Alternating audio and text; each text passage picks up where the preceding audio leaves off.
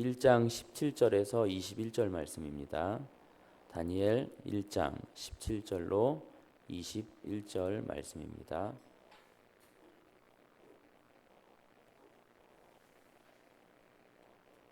찾으신 줄 알고 한 목소리로 봉독하겠습니다. 시작. 하나님이 이 네 소년에게 학문을 주시고 모든 서적을 깨닫게 하시고 지혜를 주셨으니 다니엘은 모든 환상과 꿈을 깨달아 알더라. 왕이 말한 대로 그들을 불러들일 기한이 찼으므로 환관장이 그들을 느부갓네살 앞으로 데리고 가니 왕이 그들과 말하여 보매 무리 중에 다니엘과 하나냐와 미사엘과 아사랴와 같은 자가 없으므로 그들을 왕 앞에 서게 하고 왕이 그들에게 모든 일을 묻는 중에 그 지혜와 총명이 온 나라 박수와 술객보다 10배나 나은 줄을 아니라. 다니엘은 고레스 왕 원년까지 있으니라. 아멘.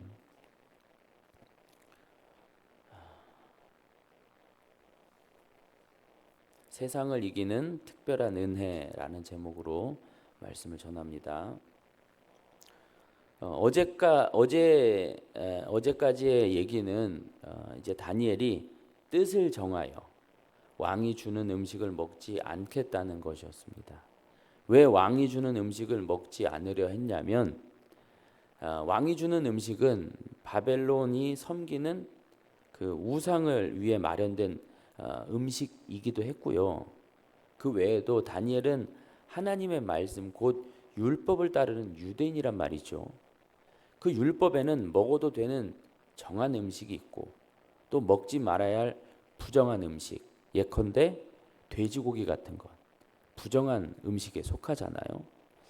왕이 하사한 음식엔 이렇게 우상을 위해 마련된 음식과 부정한 음식이 포함되어 있었기에 그 음식을 먹으면 자기가 더럽혀진다는 것입니다. 따라서 자신의 신앙을 지키기 위해서 말씀을 지키기 위해서 왕이 주는 음식을 거부했던 거예요. 그리고 자신은 뭐만 먹겠다고요? 채소만 먹겠다고 해요. 여기서 채소란 단지 채식만을 말하는 게 아닙니다. 빵도 이 채소 안에 포함돼요. 그러니까 가릴 것은 최대한 가리고 먹어도 되는 것은 나름 잘 챙겨 먹었다는 거예요. 기초적인 영양분 등등은 잘 섭취한 겁니다. 이런 내방을 모르고 이런 말씀을 잘 못 이해하여 채식주의가 좋다 한때 막 그랬었거든요. 이 본문을 가지고 채식주의다, 채식해야 된다, 채식해야 되는데 고기 먹지 말아야 한다 이렇게 주장하는 건 그야말로 말씀을 아전인수격으로 참 엉터리로 해석한 결과인 거죠. 무지의 소치입니다. 고기 먹어도 돼요. 단지 채식만으로 건강해지니 많이 이런 거는 오늘 본문 이 다니엘 말씀과 아무런 연관이 없습니다. 자, 여튼 그렇게 왕이 준 음식을 먹지 않고 그들이 원하는 대로 다니엘과 세 친구가 원하는 대로 채소 등만 먹으면서 열흘이란 시간을 시험했더니 어떤 결과가 나왔죠? 오히려 다른 이들보다 더욱 좋아 보였어요. 그리하여 이들을 감독하는 자가 계속 그렇게 왕이 준 음식은 제하고 채소 등만 먹게 합니다. 이런 얘기 후에 이제 오늘 본문의 얘기가 이어지는데 내용 관찰 1번입니다. 하나님은 다니엘과 세 친구에게 무엇을 주십니까? 17절이죠. 17절 제가 읽겠습니다. 하나님이 이 네 소년에게 학문을 주시고 모든 서적을 깨닫게 하시고 지혜를 주셨으니 다니엘은 또 모든 환상과 꿈을 깨달아 알더라. 무엇을 주셨다고 하지요? 학문과 함께 지혜 등등을 주셨대요. 그런데 여기서 주어이면서 가장 핵심이 되는 말은 무엇일까요? 하나님이십니다. 하나님. 응? 하나님이 주셨다는 거예요. 하나님이 주셨다는 거예요. 너무 당연한 얘기 같나요? 조금 더 들으셔야 돼요. 하나님이 주신 건데 하나님의 어떤 인과관계에 의해서 주신 것이 아니라 어떠한 조건 등과 상관없이 하나님의 임의로 주셨다는 거예요. 그러니까 앞 문단과 앞 얘기와 어떤 연관성 없이 주셨다라는 것이죠. 다니엘이 이렇게 저렇게 뜻을 정하고 뭐 채소 등만 먹는 그런 정성 가득한 갸륵한 마음이나 뭐 이런 것에 의해서 그러한 대가성으로 하나님이 주신 것이 아니라 그것과는 별개로 주셨다라는 것이죠. 저렇게 했기 때문에 주신 것이 아니라 저렇게 했기 때문에 주신 것이겠지, 이렇게 우리도 모르게 연관짓고 싶어 하겠지만 그렇지 않다라는 거예요. 로마서의 말씀에 바울이 그러죠. 누가 주께 먼저 드려서 갚으심을 받겠느냐. 예. 대가로 인한 게 아니란 말입니다. 여러분, 다니엘의 그 신앙 지킴이라는 건, 앞에서 음식을 거부하면서 그렇게 신앙 지킴, 그 거룩을 향한 열심은, 왕의 음식 거부는 사실 그 자체로 은혜인 거예요. 어떤 대가가 필요 없는 은혜인 겁니다. 그건 어떤 고생이나 대가를 받기 위한 투자 같은 것이 아니었잖아요. 이미 그러한 마음을 하나님께서 주셔서 그렇게 살게 하신 거거든요. 그러니까 그렇게 그 자체가 이미 은혜고 감사고 감격이며 영광스러운 거예요. 네. 그렇게 살았기 때문에 하나님께서 복을 주셨다? 아니에요. 그렇게 살게 하신 것 자체가 이미 복이에요. 그리고 오늘 17절에 주신 복은 더하여진 복인 것이고요. 예.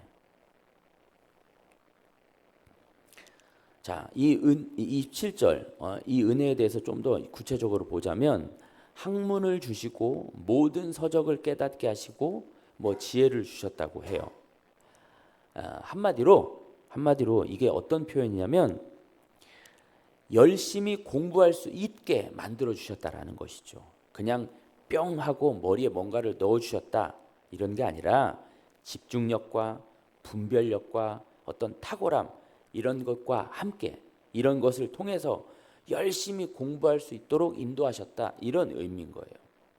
보다 쉽게 말씀드리자면 공부를 잘하게 하셨다는 것이지, 공부하지 않은 채, 다니엘과 세 친구는 하나도 공부하지 않은 채 하나님이 그냥 뭘 뿅 하고 하셨다는 게 아니라 이 얘기예요. 하나님은 가끔 초월적인 방식으로 역사하시기도 하지만 지금 이 대목은 그런 초월이 아니라는 말씀이에요. 우리가 잘 알다시피 무작정 하나님만 믿는다고 해서, 기도한다고 해서 아이의 성적이 쑥쑥 올라가고 시험을 잘 치르는 건 아니잖아요. 그럼 공부하지 않고 기도만 해야 되니까요. 그렇죠? 아닙니다. 무작정 믿는다고 되는 것이 아니라, 은혜만 구할 것이 아니라 열심히 공부를 해야 되는 거예요. 그렇게 열심히 공부할 수 있도록 바탕을, 능력을 주셨다라는 것이죠. 지금 이 시대로 말하면 엉덩이 힘을 길러주셨다는 거예요. 다른 아이들이 5시간 공부할 걸 얘네들은 1시간만 공부해도 집중력 있게 공부해서 다 뽑아낼 수 있는 것이고, 다른 아이들은 10시간 앉아있지만 이들은 20시간 막 30시간 앉아있을 수 있게끔 그렇게 은혜를 베푸셨다는 것이지, 그런저런 노력 없이 그냥 머릿속에 뭔가를 담아내셨다, 로봇처럼 그러지는 않으셨다라는 겁니다. 17절 하반부에 모든 환상이나 꿈을 깨닫는 능력도 알더라 라는 말씀 역시 어떤 신비적으로만 볼 것이 아니에요.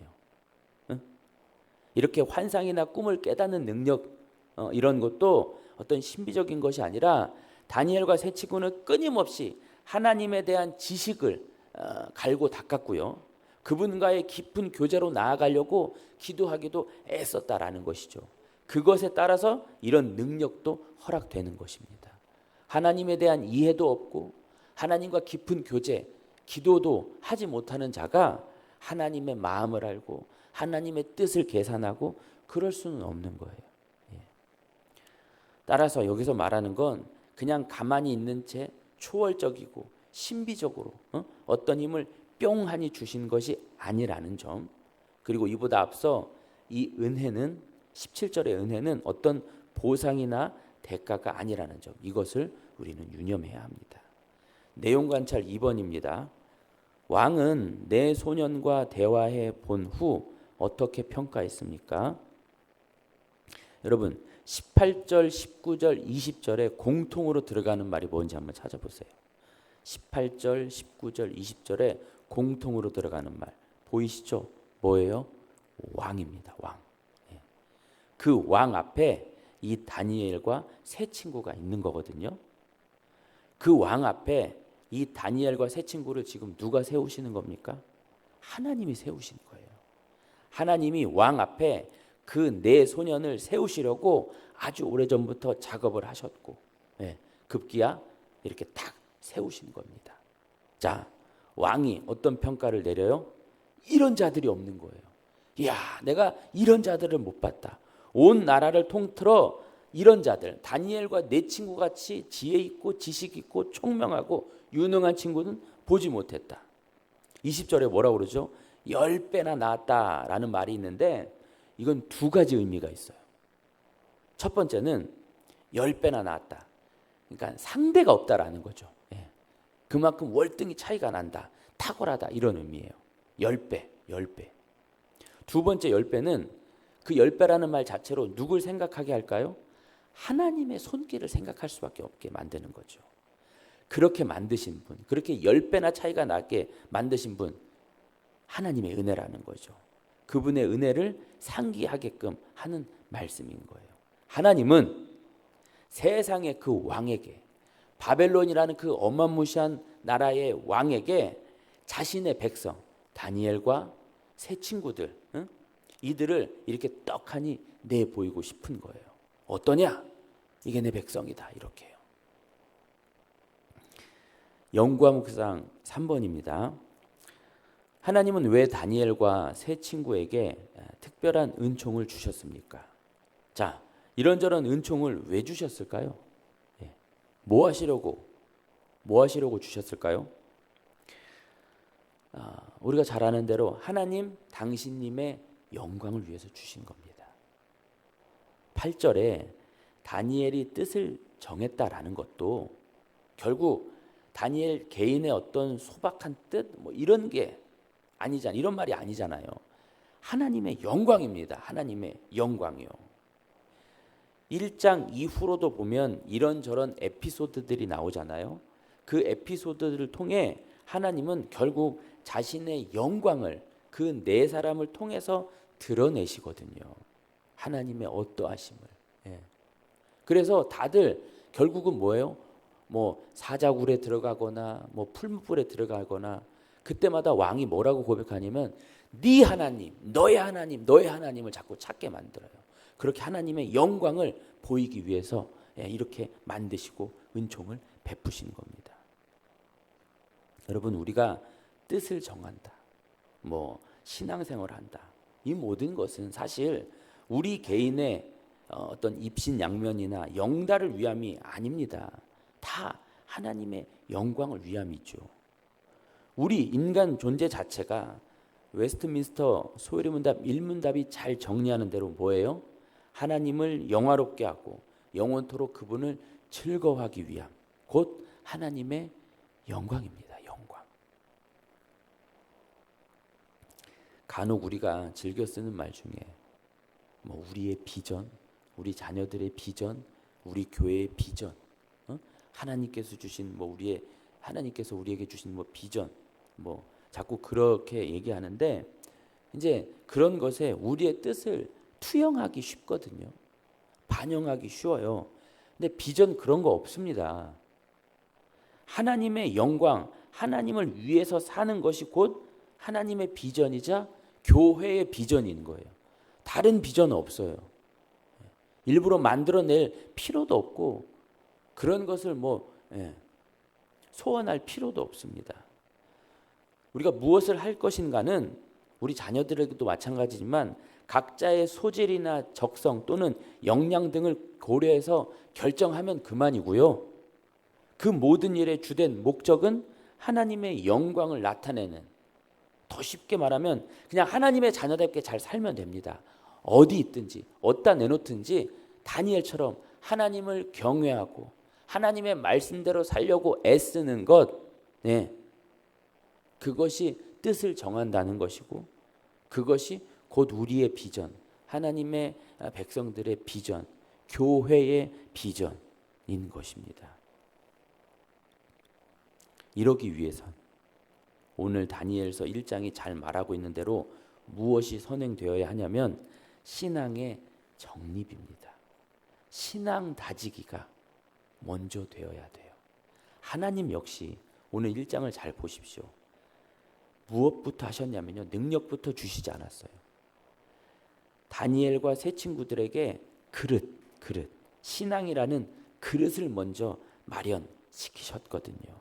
그런 후에 학문 등등 이런 능력이 수반된 것이지, 그런 신앙도 없는 자들에게, 신앙의 기틀이 마련되지 않는 자들에게, 그릇도 없는 자들에게, 기본도 안 되는 자들에게 능력 주시지 않은 겁니다. 다시 말씀드립니다. 하나님은 왜 다니엘과 세 친구에게 특별한 은총을 주셨습니까? 하나님의 영광을 위해서. 그리고 그 영광을 위해서 먼저 하나님은 신앙이라는 그릇을 마련하게 만드셨다라는 것이죠. 느낀 점 4번입니다. 하나님께서 다니엘과 세 친구에게 다른 사람들과 견줄 수 없는 학문과 지혜를 주시는 것을 보면서 무엇을 느낍니까? 거듭 말씀드리지만 다니엘과 세 친구의 어떠함 때문에 그들의 어떤 노력이나 그들의 열심 등의 보상으로 이런 은혜가 주어진 건 아닙니다.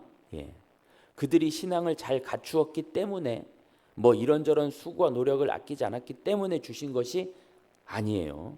순전히 하나님의 자발적인 은혜신 거예요.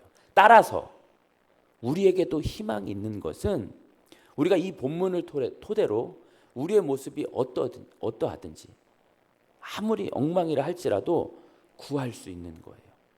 얼마든지 학문과 지혜를 달라고 구할 수 있는 것입니다. 신앙의 기틀을 잘 마련하고 이렇게 다니엘처럼 은혜를 베풀어 주시길 구할 수 있는 것입니다. 물론 그러기 전에 언급했다시피 신앙을 바로 세워달라는 기도가, 간구가 먼저 이야기했지만요. 이미 알고 계신 대로 학문과 지혜가 있어도 하나님을 모르고 하나님의 영광을 위해 살지 못하면 그 학문과 지혜가 오히려 더 비극이 될 수가 있어요. 그렇다고 하나님의 영광을 위한다는 자가 무능하고 사회적으로 기본 미만이라면, 능력도 없다면 그것도 역시 바르지 않죠. 따라서 신앙이 먼저입니다. 그것도 바른 신앙이 먼저입니다. 그리고 그 후에 이런저런 실력이 와야겠죠. 신앙이 우선되지 않는 실력은 독이 돼버리고 말아요.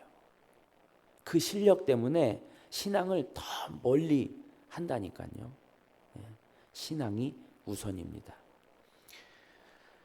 그래요. 우리가 말은 이렇게 하지만, 신앙 찾지만, 앞서도 신앙 그러지만 이 신앙이라는 것이 말처럼 쉽지는 않습니다.